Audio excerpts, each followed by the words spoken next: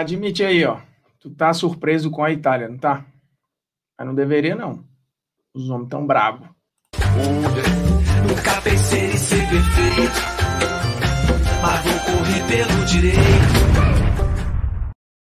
Fala, moçada, beleza? Bruno Formiga na área, convidando você a se inscrever no canal, tocar na notificação, deixar o seu like, seu dislike, comentar o conteúdo e compartilhar o conteúdo nos seus grupinhos de qualquer coisa. Olha só, a Itália está impressionando muita gente aí na Eurocopa. Chegou a 29 jogos de invencibilidade, contando amistosos, contando classificação para a Euro, classificação para a Copa de 2022 e contando o início de Euro 2020.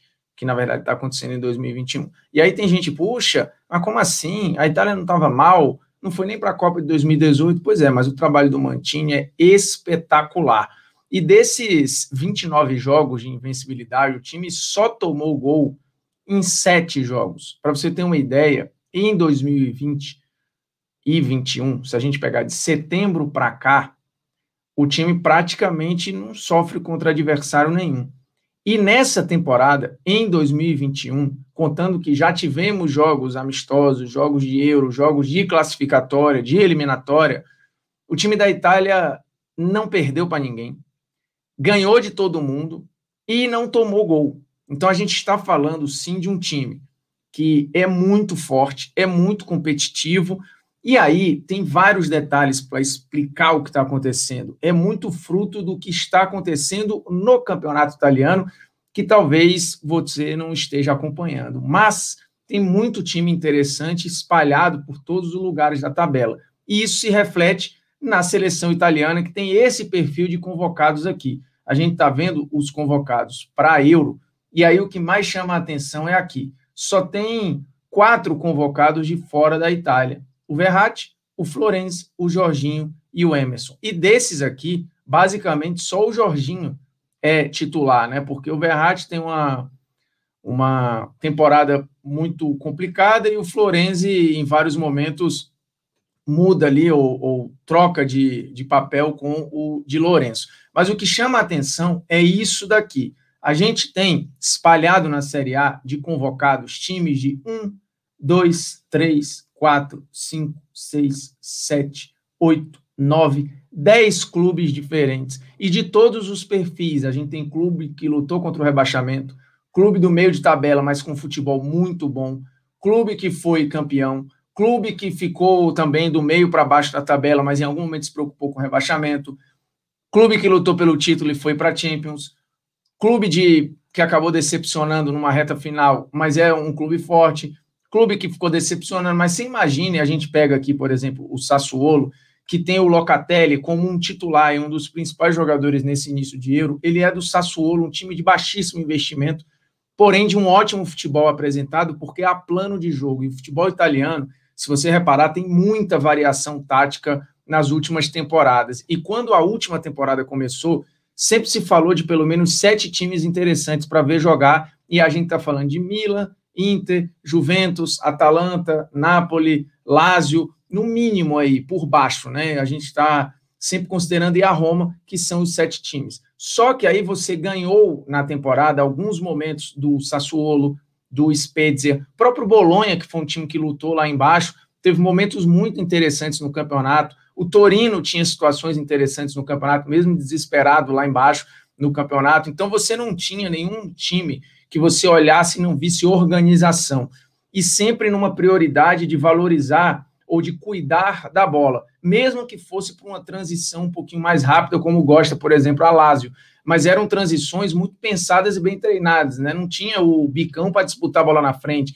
E aquele critério, ou aquele estereótipo, na verdade, do futebol italiano ferrolho, defensivo, lembremos que o campeonato italiano teve uma das melhores médias de gol das principais ligas europeias, e que de todos os artilheiros, assim, a lista dos 10 artilheiros do campeonato, todos eram camisas 9 de ofício, praticamente. Então foi um campeonato que olhou para frente, que olhou para o gol adversário, que é o que tem feito a seleção italiana. Às vezes é muito difícil você descolar um movimento de uma seleção do que acontece na sua Liga Nacional. O Brasil não é tanto parâmetro, porque a nossa Liga tem pouco impacto na seleção, mas a Alemanha, a Inglaterra, a Espanha, a Itália, tem muito. e a gente vê um momento de recuperação e de retomada até tática, física, técnica do futebol italiano, e isso se enxerga claramente na seleção italiana, que sai jogando desde trás, sempre com o passe curto, mas zagueiros que têm a qualidade do passe longo. A gente está falando de uma convocação que tem um Bonucci, por exemplo, que tem um excelente passe longo,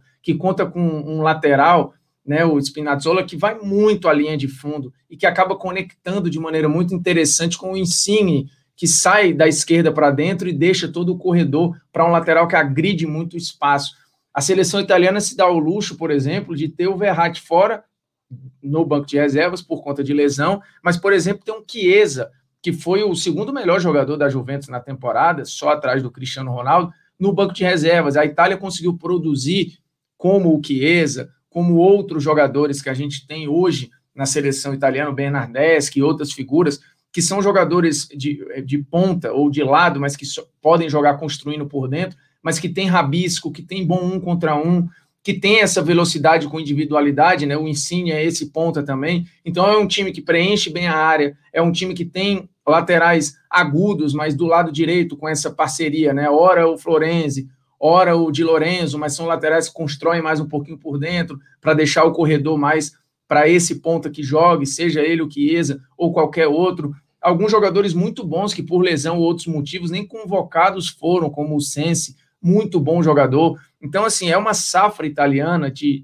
com muita variação de idade, mas que tem no seu grosso jogadores ali entre 24 e 30 anos. Então, é uma safra que talvez viva o seu auge.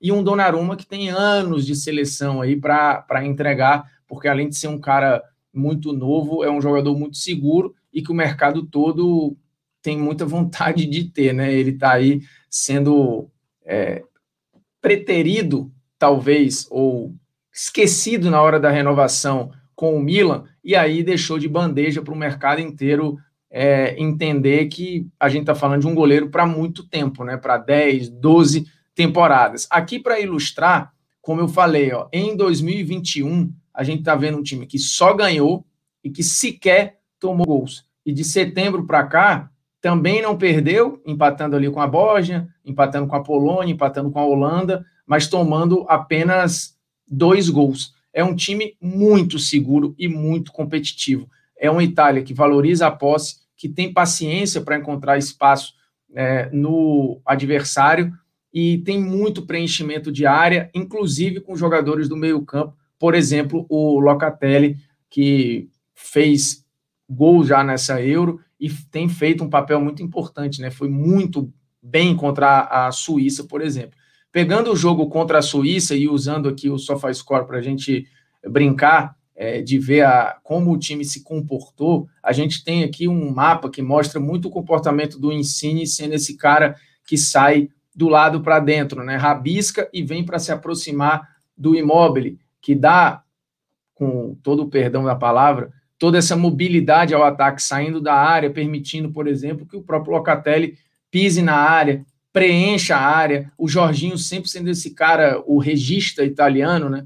Que é o cara do primeiro passe que carimba e dá suporte, por exemplo, para Chiellini e Bonucci na saída de bola. São 2 zagueiros de saída muito limpa, que contam com esses laterais de comportamentos diferentes. Spinazzola quase como um ponta, indo muito à linha de fundo, é um jogador muito rápido, é um dos mais rápidos jogadores do campeonato italiano, e o Di Lorenzo, ou o Florenzi, quem quer que jogue, sendo esse lateral de um pouquinho mais de paciência, ficando até numa saída a 3 em vários momentos, e indo muito menos à frente, né? Deixando espaço aqui, por exemplo, para o Berardi, que preenche todo esse espaço. Se a gente for olhar aqui, ó, Berardi e Di Lorenzo se complementam nesse corredor para atacar o adversário. É uma seleção muito arrumada, muito completinha, muito talentosa e difícil de ser batida. Assim. É um time competitivo. A Itália deve chegar longe em todas as competições, seja na Euro,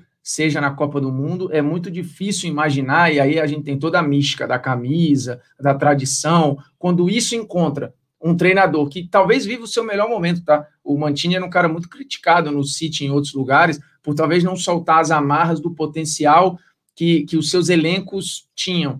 E agora talvez ele coloque até mais pimenta e tempero nesse time, que já é naturalmente muito bom pelas peças, mas que está ainda melhor na mão de um cara que aproxima muito esse meio, que aproxima muito esses jogadores para ter essa superioridade numérica no meio-campo. E aí a gente tem algumas análises táticas que mostram isso muito claramente, né? Como a trinca de meio-campo da Itália funciona e é segura, porque tanto o Locatelli quanto o Barella, que fez uma temporada maravilhosa também na Inter de Milão, e o Jorginho, como os três se complementam para carimbar as bolas, mas para achar os passes mais agudos e verticais. Então a Itália, que progride muito sempre no campo adversário, diferentemente da Espanha que a gente tem visto, não é uma posse de bola estéril que fica de um lado para o outro, muitas vezes sem saber o que fazer, né? Esse passe normalmente acha alguém entre as linhas ali, seja o Insigne, seja o Berardi, seja o Immobile.